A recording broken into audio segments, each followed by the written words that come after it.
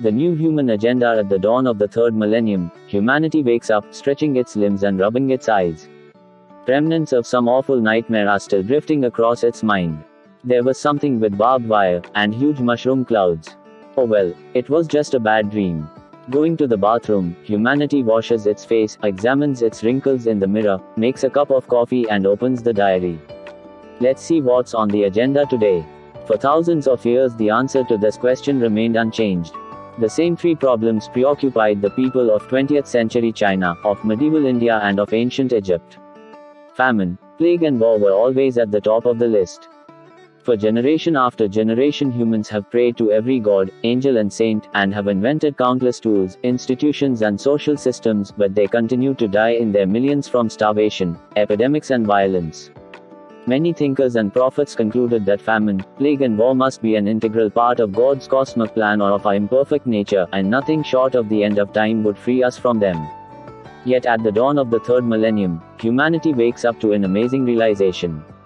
Most people rarely think about it, but in the last few decades we have managed to rein in famine, plague and war. Of course, these problems have not been completely solved, but they have been transformed from incomprehensible and uncontrollable forces of nature into manageable challenges.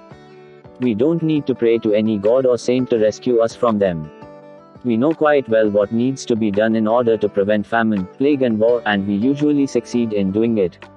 True, there are still notable failures, but when faced with such failures we no longer shrug our shoulders and say, well, that's the way things work in our imperfect world or God's will be done. Rather, when famine, plague or war break out of our control, we feel that somebody must have screwed up, we set up a commission of inquiry, and promise ourselves that next time we'll do better. And it actually works. Such calamities indeed happen less and less often.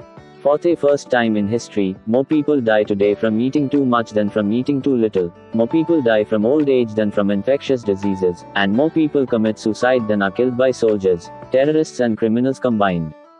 In the early 21st century, the average human is far more likely to die from binging at McDonald's than from drought, Ebola or an Al-Qaeda attack.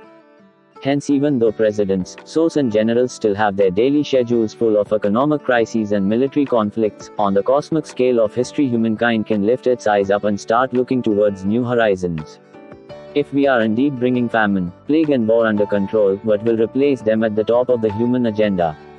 Like firefighters in a world without fire, so humankind in the 21st century needs to ask itself an unprecedented question: what are we going to do with ourselves? In a healthy, prosperous and harmonious world, what will demand our attention and ingenuity? This question becomes doubly urgent given the immense new powers that biotechnology and information technology are providing us with. What will we do with all that power? Before answering this question, we need to say a few more words about famine, plague and war.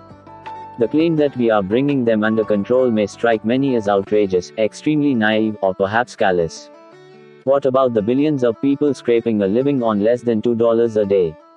What about the ongoing AIDS crisis in Africa, or the wars raging in Syria and Iraq?